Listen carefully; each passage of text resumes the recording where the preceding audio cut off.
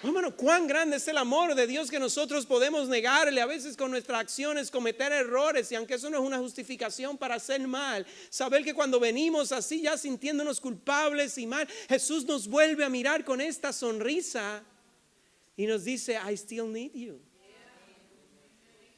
Mi plan continúa con tu vida. Dile al que está a tu lado, you're the one. You're the one. Hermano, porque Dios quiere seguir insistiendo en levantarnos para llevarnos a ese lugar donde podamos ser luz e influencia para la vida de muchas personas. Muchos aquí después de esto hubieran descalificado a Pedro por completo y hubiesen dicho, he's not the one. Pero Jesús dijo, no, he's the one.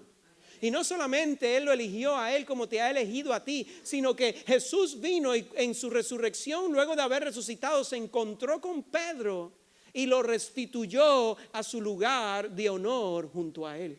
Oh, hermano, Jesús, el amor de Dios es extraordinario. Mira el encuentro y quiero mostrártelo en Juan capítulo 21, 15 al 17. Dice que cuando terminaron de desayunar, porque esto fue un encuentro, ellos estaban pescando. Ellos ven de repente a alguien haciendo como un desayuno. Esta gente desayunaban pescado. Yo estoy por intentarlo. O sea, si Jesús lo hacía, quiere decir que era bueno. O sea, desayunaban pescado con pan. Claro, al pan yo le voy a añadir mantequilla. A la mantequilla le voy a añadir un queso. Al queso le voy a añadir un jamón. Al jamón le voy a añadir un huevito frito. Y después lo voy a poner en el panini. Y entonces le añado el pescado. Dice que cuando terminaron de desayunar, Jesús le preguntó a Simón Pedro, ¿sabes la tensión que tenía que tener Pedro? O sea, yo he negado a este hombre me invita aquí a desayunar, me irá a quemar contra el barbecue, va a hacer algo. No, pero mírale el acercamiento de Jesús. Y le dice, Simón, hijo de Juan, ¿me amas más que a estos? Oh, hermano, isn't that great? El hombre lo había negado, lo había maldecido. Le dice, ¿me amas más que esto? Le dijo, sí, Señor, tú sabes que te quiero. Contestó Pedro, apacienta mis corderos. O sea, ¿qué le estaba diciendo Jesús? You still the one. Apacienta mis corderos. O sea, you still the one. Y entonces dice que volvió a preguntarle, Simón, hijo de Juan, ¿me amas? Y dice, sí, Señor, tú sabes que te quiero. Cuida mis ovejas. Por tercera vez Jesús le preguntó, Simón, hijo de Juan, ¿me quieres? Y a Pedro le dolió por tercera vez. Cuando Jesús le hubiera preguntado, ¿por qué le dolió a Pedro? Porque Pedro por un momento pensó que Jesús no creía lo que él le estaba diciendo, pero era necesario que Jesús le preguntara 3 veces porque Jesús estaba dándole la oportunidad a Pedro de por cada vez que Pedro lo negó, Pedro le dijera, I love you. Así que en esta hora, hermano, cuantas veces tú sientas que fallaste al Señor el día de ayer, ven hoy delante de Él y dile, I love you, I love you, I love you, I love you, I love you. Y Jesús se va a sonreír y te va a decir, you are the one. Y dice aquí que le dijo, así que le dijo, Señor, tú lo sabes todo, tú sabes que te quiero. Apacienta mis ovejas, le dijo Jesús. Hermano, Satanás hará todo lo posible para que en tu mente tú te sientas indigno de recibir cualquier bendición de parte de Dios, para que en tu mente tú te sientas descalificado. Pero si Dios hizo esto, Jesús hizo esto con Pedro, hermano, Él lo está haciendo contigo también. No hay pecado del cual, hermano, Dios no te pueda redimir si tú has venido con un corazón sincero delante de Dios y con sinceridad le amas. Así que eso es repaso todavía, necesito avanzar, ya el tiempo se me está yendo. Estuvimos hablando también sobrepasando el promedio, diga conmigo, sobrepasando el promedio. ¿Y qué es el promedio? Es el average, ¿verdad? Y es tiempo de romper con el average, es tiempo de acercarnos a Dios con más pasión, con más ímpetu. Y si las estadísticas dicen que la persona promedio ora 5 minutos al día, pues rompe con el average. Rompe con el average, hermano, dedica más tiempo al Señor, dedica más tiempo a la palabra. Búscale para que recibas esas bendiciones que Dios tiene para ti. Y el pasado domingo hablamos de venciendo el razonamiento. Amén. Y estábamos hablando, hermano, que mucha gente no logra ejercer efectivamente su fe, pues ponen mucha atención al razonamiento. O sea, tienen un problema económico, suman y restan. ¿Cómo puedo resolver este problema? Hasta llegar a la conclusión, no lo puedo resolver, porque todos lo razonan. Pero cuando vemos la palabra, y no es que tú andes por ahí sin razonar, Dios te dio una mente y un razonamiento para que puedas tomar decisiones claras y sabias en la vida, pero entiende bien que cuando tú le estás creyendo a Dios por un milagro y para que Dios haga algo que va más allá de tus fuerzas, no lo vas a poder razonar. Y no tengo el tiempo para entrar en todos los ejemplos que entramos el domingo pasado, pero sí te invito a que veas que todos los milagros que Jesús hizo cuando caminó aquí en la tierra, ninguno tenía una explicación lógica. Convertir el agua en vino, la manera en que sanó a los ciegos, la manera en que tocó y sanó a los leprosos, o sea, no había una explicación lógica. Cuando Dios hace algo, Él rompe con la lógica, Él rompe con lo natural, Él rompe con lo establecido, porque Él tiene el poder de romper con lo que lo natural dice que se supone que sea.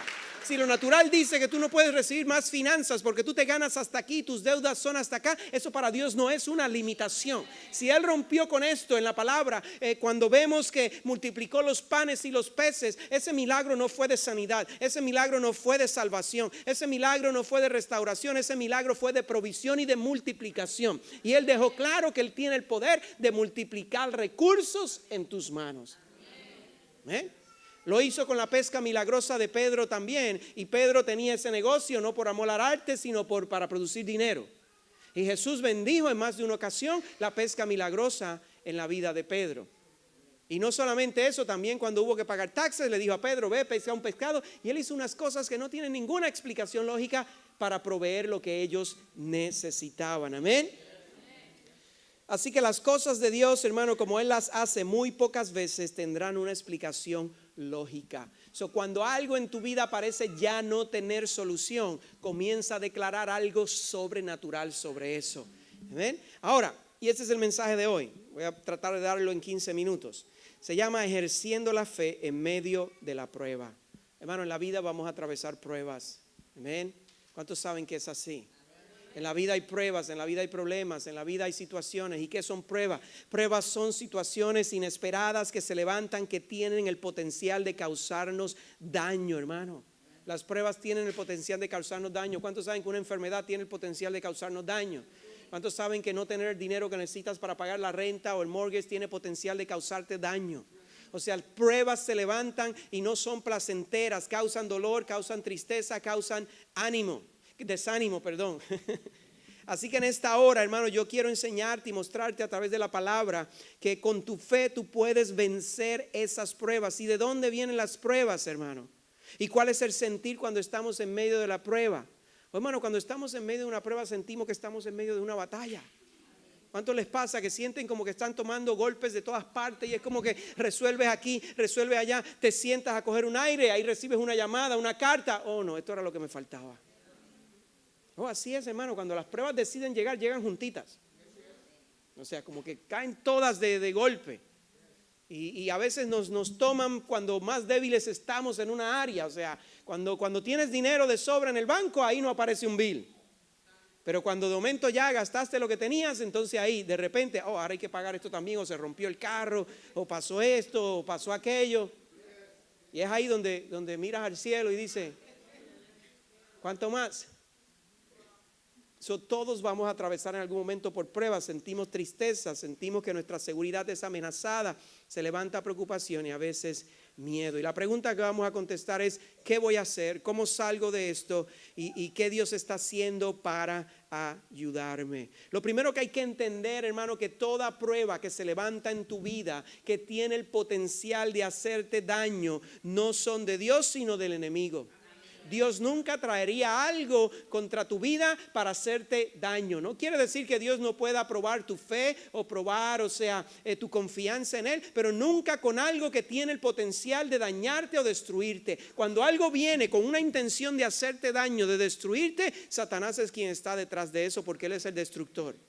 Él es el que ha venido a robar, matar y destruir.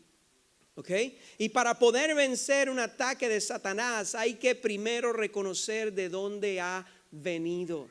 Bueno, tú no puedes con tus fuerzas naturales vencer algo que se ha levantado en el mundo espiritual. You just can't. O sea, cuando hay algo que se ha levantado contra tu vida, un ataque, y es Satanás quien está detrás de ese ataque, tú puedes hacer todo lo que has hecho en tu vida o conoces o tu experiencia, it's not going to work. It's just not going to work. Si el problema es de índole natural, o sea, pues pasó porque pasó, o sea, y esto, pues tú vas a poder resolverlo como otras veces. ¿Cuántas veces te ha sucedido que se levanta un problema y tú dices, esto me pasó hace un tiempo atrás y ya yo sé lo que tengo que hacer, pero esta vez te sientes, it's not working this time? O sea, he hecho lo que he tenido que hacer, hice lo que tenía que hacer, lo que hice en el pasado y esta vez no está funcionando porque hay una diferencia. Esta vez es Satanás el que está envuelto. Y por eso cuando hay un problema que es más allá de tus fuerzas, tú no lo puedes trabajar meramente con lo que conoces naturalmente. O sea, un préstamo en el banco no te lo va a resolver, el médico a cual está yendo no te va a poder curar, porque hay una fuerza satánica detrás causando todo este problema, hermano. Y esto no es spooky, esto no es místico, esto es la realidad. Vivimos en un mundo donde nos desenvolvemos en el mundo natural, pero este mundo es influenciado y muchas veces controlado por el mundo espiritual. Amén. Y tú como ser espiritual tienes la autoridad y la capacidad de poner control y orden en ese mundo espiritual que está tratando de operar en tu contra. El apóstol Pablo decía en Efesios capítulo 6 verso 10: pero lo demás fortaleceos en el Señor y en el poder de su fuerza, revestidos con toda la armadura de Dios para que podáis estar firme contra las insidias del diablo, porque nuestra lucha no es contra sangre y carne. O sea, Pablo está diciendo, mira, las batallas más serias que vas a librar en tu vida no es esa persona que te cae mal, no es esa persona que te está haciendo la vida imposible, dice, sino contra principados, que es un nivel demoníaco, contra potestades, que es otro nivel, contra poderes de este mundo, que es otro nivel, contra las huestes espirituales de maldad en las regiones celestiales. ¿Qué estaba Pablo diciendo? Van a tener que fortalecer su fe en Dios y usarla para poder vencer, pues el origen de la prueba es espiritual y no natural. Amén. So, la única manera de salir airoso en una prueba cuyo origen es espiritual es fortaleciendo tu fe. Hermano, esto es importante entenderlo porque yo te estoy hablando de esto y tal vez tú estás pensando en un problema económico. Exacto. O sea, muy probablemente si no has podido resolver ese problema económico con tus propias fuerzas, hay fuerzas de Satanás deteniendo tu provisión y la manifestación de lo que Dios tiene para ti. Y hay cosas que Dios no va a hacer por ti hasta que tú tomes la autoridad que Dios te ha delegado para reprender esas fuerzas que se han levantado contra tu vida. Y de todo lo que has hecho tal vez para resolver el problema, lo único que te falta es levantarte y hacer una oración. Padre, en el nombre de Jesús, yo reprendo todo espíritu que está trayendo escasez sobre mi casa, que está deteniendo mis finanzas, y yo declaro que sobre mi casa se suelta tu provisión. Y cuando tú tomas esa autoridad, ahí el enemigo tiene que retroceder porque ya no lo estás haciendo de una manera natural. Y tal vez tú te preguntas, pastor, yo no tengo la autoridad. Remember, you're the one. You're the one. You have it. You have it in you. ¿Ok? Quiero enseñarte un ejemplo y en esto es que voy a enfocar mi mensaje el resto de los minutos que me quedan. Marcos capítulo 4, verso 36 al 41. Dice que despidiendo la multitud, le llevaron con ellos en la barca como estaba y había otras barcas con él, pero se levantó una violenta tempestad. Diga conmigo, violenta tempestad. O sea, hace el énfasis de que no solamente fue una tempestad, era violenta. Hay cosas que se van a levantar en nuestra vida que no son simples tempestades, que van a ser violentas. Y cuando dice violentas, quiere decir que tienen real capacidad y potencial de no solamente hacerte daño, sino de destruirte por completo. Hay enfermedades que son violentas. Hay infecciones que son violentas. Hay condiciones que son violentas. Hay situaciones económicas que son violentas. Como esto. Y dice que las olas se lanzaban sobre la barca de tal manera que ya se anegaba la barca. ¿Qué significa se anegaba? Se hundía. El agua estaba llenando la barca de manera que ya la barca estaba lifting, como se conoce. O sea, ya en cualquier momento se podía virar. So, había una amenaza real. ¿Y dónde estaba Jesús? ¿Ah? Roncando. Él estaba en la popa durmiendo sobre un cabezal. ¿Qué es un cabezal? Era como un cojín. O sea, él encontró una esquinita tan cómoda allí que se quedó dormido. Quiere decir que no estaba, Jesús estaba. Sencillamente para ellos estaba dormido. Y dice que entonces le despertaron y le dijeron, maestro, no te importa que perecemos. O sea, ellos ya estaban agitados, asustados. Recuerda algo, o sea, aquí estamos hablando de pescadores experimentados. O sea, ellos sabían qué hacer en lo natural para contrarrestar una tempestad. So, antes de despertar a Jesús, ellos hicieron todo lo que naturalmente conocían para tratar de controlar la situación y no pudieron. ¿Ves lo que te estaba hablando? Que van a haber cosas que hay veces que teniendo aún la experiencia se van a salir de tu control. Ahora bien, debemos siempre venir primero a Jesús y después tratar nuestra parte humana. Pero el problema es que muchas veces tratamos nuestra parte humana y entonces venimos agitados. ¿Dónde está? No me importa. Así fue que esta gente vino.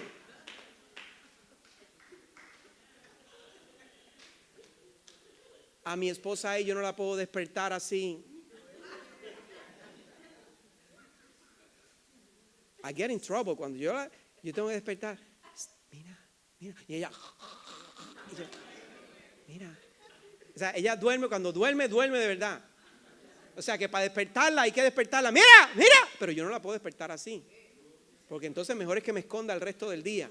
O sea, ya no importa lo que yo pueda hacer el resto del día, lo embarré. O sea, tengo que ir ahí con una paciencia, como media hora. Mira, en 10 minutos tenemos que estar allí. Ya, eso es todo lo que voy a decir. ¿O usted quiere saber más? No se ha presentado, no sé. Usted tiene issues también. Les digo lo que voy a, el mensaje, lo que les voy a decir. Yo quiero irme tranquilo para mi casa. Ok, dice que entonces ellos le despertaron: maestro, ¿no te importa que perezcamos? Y levantándose reprendió el viento y dijo al mar: cálmate, sosiégate. Y el viento cesó y sobrevino una gran tempestad. Entonces les dijo: ¿por qué estáis amedrentados? ¿Cómo no tenéis fe? O sea, mira que Jesús no les reclamó cómo no tiraron el peso al agua, cómo no movieron la vela, cómo no. Él no les habló de lo que ellos debieron haber hecho en lo natural. Jesús les habló y les reprochó que no hicieron nada por tomar control de la situación en lo espiritual. ¿Amén? O sea, ¿cuántas veces a lo mejor vemos donde alguien que está en problema y le dijimos: pero tú sabes que tienes que hacer esto, tienes que aprender aquí, tienes que hacer esto, y le explicamos todo lo que tiene que hacer en lo natural? Si aquí hubiera habido algo que ellos hubieran podido hacer en lo natural, Jesús se los hubiera dicho, como otras veces le indicó a Pedro: tira la red al otro lado, haz acá, a mar profundo. En otras ocasiones Él le dio instrucciones naturales para producir algo sobrenatural. Pero en este lugar Jesús les reprochó no que no hicieron lo natural, sino que no ejercieron lo espiritual. Mira que les reprochó cómo no tuvieron fe, cómo no usaron su fe. O sea, Jesús no podía entender: ustedes me han visto usar mi fe, ustedes debieron haber usado su fe en esta tempestad. Y dice: se llenaron de gran temor y decían unos a otros: ¿quién es este que aún el viento y el mar obedecen? Pedro y sus compañeros, como dije, eran experimentados. Ahora, ¿por qué esta vez perdieron el control de la barca? ¿Por qué esta vez sus vidas corrían el peligro real de sufrir daño? Hermano, simple y sencillo, te doy la respuesta. Porque esta vez el ataque no era de origen natural, sino espiritual, satánico, demoníaco. Y la única manera de haber salido airoso era haciendo lo que Jesús hizo. ¿Y qué Jesús hizo? Usó su autoridad espiritual para calmar la tormenta. Hermano, yo te pregunto ahora, y esta respuesta es para ti, no tienes que compartirla con nadie, pero ¿cuántos de los problemas que tú estás atravesando hoy le has hablado en los pasados 7 días en autoridad y ordenando esos problemas que se resuelvan, esas finanzas que se manifiesten y esa enfermedad que se vaya? ¿Cuántas veces lo has usado? No me contestes, eso es para ti.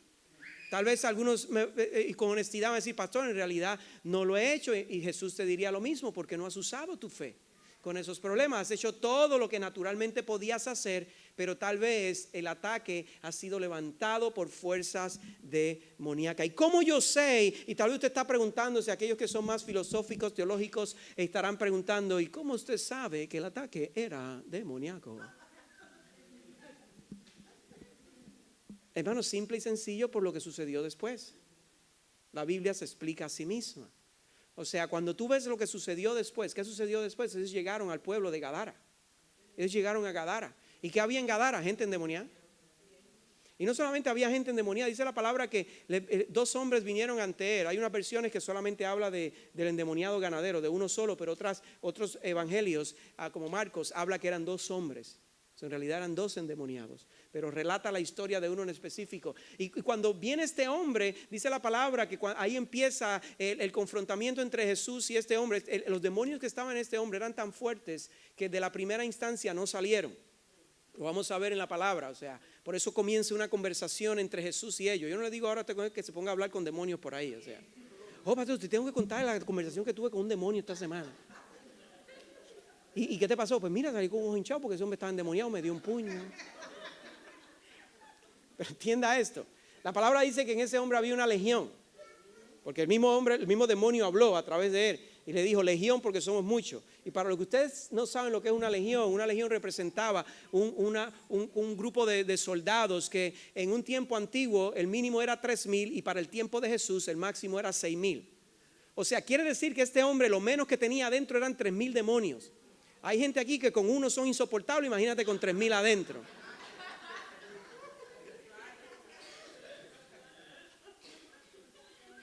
Oh, sí, hermano, a la gente rápido se les ve el rabo. O sea, tú hablas un ratito con alguien. Ya, este está empichonado. Algunos que tú sabes que tienen 2 o 3, ya, este está saturado. Llegaron a la ciudad, hermano, donde había un hombre endemoniado. Tú sabes que cuando tú estás en una encomienda de Dios, estos hombres iban con ¿qué? Con una encomienda. Ellos iban con una asignación a esa ciudad, o sea, ellos iban con una encomienda. Y cuando tú vas en una encomienda de parte de Dios, los demonios que están en el lugar del destino donde tú vas, saben que tú vas en esa dirección y van a ser enviados para tratar de detenerte para que tú no llegues a tu destino final. ¿Ven? Por eso hay veces que podemos recibir grandes ataques y aún estamos lejos de la meta, pero es el enemigo tratando de detenerte before you get there, porque he knows that once you get there, he's in trouble. Él está impidiendo que tú llegues a ese negocio, a ese trabajo, a esa casa nueva, a esa ciudad, porque he knows that you're the one y que once you get there, he's in trouble. So, por eso yo sé que el ataque en la barca fue orquestado por Satanás, porque él ya estaba viendo que la barca venía, que venían, que iban en dirección, que iban todos ahí remando con la vela, pasando el agua hasta llegar a ese destino. Él sabía, if they get here, we are out. ¿Ven? Y tú tienes que entender que Dios está llevándote a una dirección, que Dios te está llevando a un lugar y que tu vida va a ir navegando y cruzando el mar y Él va a tratar de levantar tempestades, pero es necesario que tú entiendas, I have to make it, I have to be there. There's an assignment in my life. Dile que está a tu lado, you're the one.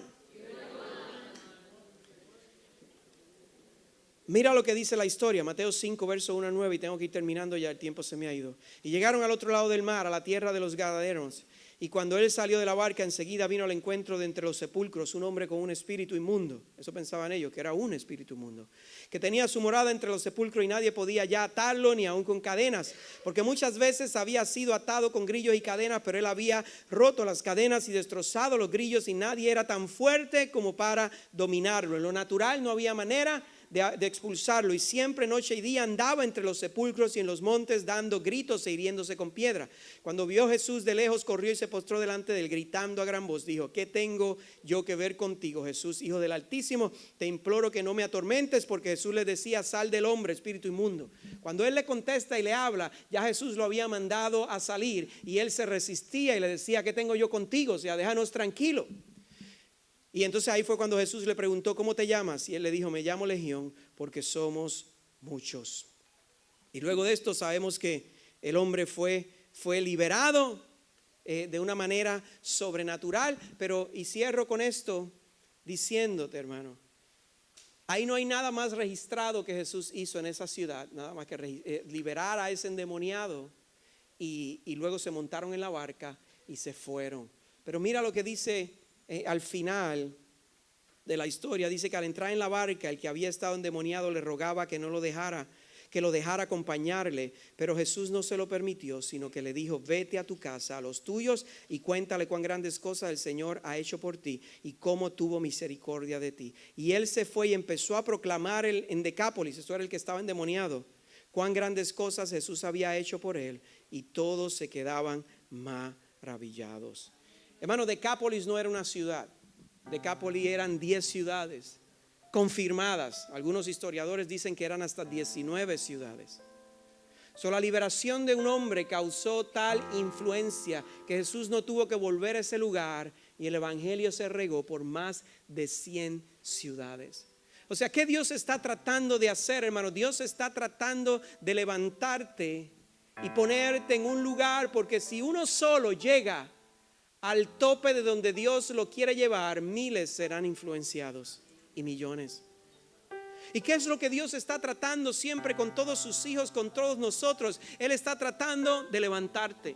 Él está tratando de exaltarte. Él está tratando de prosperarte. Él está tratando de posicionarte en un lugar, porque si solo uno llega al tope, ese uno influenciará a muchos. Y es necesario entender, hermano, que no podemos permitir ya que circunstancias, problemas, aún nuestros tropiezos, aún nuestros errores, permitirle al enemigo que nos descalifique. Cuando tú falles, arrepiéntete, vuelve a la presencia del Señor y entiende que para Dios es como cuando Él trató con Pedro: tú me amas, y dile cuantas veces sea necesario que le digas. Dile: Señor, tú sabes que te amo. Y Dios te va a decir: entonces vamos a continuar, vamos a seguir trabajando, te voy a seguir prosperando, te voy a seguir levantando. Pero no te puedes desanimar descalificándote cada vez que cometas un error. Sí, aprende de ese error, sí, vuelve al camino correcto, reafírmate, pero no te sientas ni aceptes nunca del enemigo el pensamiento de que es you're done. O sea, ya esto no es para ti. Oh, hermano, y es tiempo de atacar los problemas desde su origen. Para ya de tratar de resolver problemas espirituales de formas naturales. No, hermano, hoy toma autoridad, y antes de salir de aquí vamos a orar para que tomemos autoridad sobre estas cosas, hermano, y que de una vez tú entiendas que para ti hay un destino, hay una meta. Hay bendiciones que Dios quiere entregar en tu mano. Hay finanzas que Dios quiere entregar en tu mano. Hay asignaciones y tú eres el elegido para hacerlo. Y yo siento muy fuerte en el corazón, hermano, que hay gente que ha estado, o sea, detenido en sus sueños, detenido en sus metas, detenido en proyectos, sencillamente porque se sienten que no tienen la capacidad, no tienen los recursos. Pero sabes qué, hermano, y eso lo he aprendido por experiencia, es mucho más lo que Dios te va a entregar una vez tú des el primer paso que antes de darlo. Hay que dar el primer paso en la vida, las cosas que queremos hacer. Hay que hacer la parte que nos corresponde. Cuando Dios le dijo a Moisés: camina, no ores más. O sea, ¿por qué estás orando? ¿Por qué estás clamando? Camina. Hay tiempos de orar, pero hay tiempos de caminar. Hay tiempos de moverse. Y en cuanto Moisés comenzó a caminar y sus pies entraron en el agua, Dios hizo su parte sobrenatural y el mar se dividió en dos. Ayer escuchaba un hombre decir estas palabras, no son mías, tampoco sé el nombre del hombre que lo dijo, pero dice: no hay que ser grande para comenzar, pero hay que comenzar para ser grande. Oh, hermano, no esperes grandeza para comenzar algo en tu vida. No esperes que todo está ahí perfecto. Pero hay que comenzar por algún lugar para que grandeza y bendición se manifieste sobre tu vida. Permítame orar. Inclina tu rostro ahí donde estás. Y yo quiero orar en esta tarde ya por varias cosas. Quiero orar que tú logres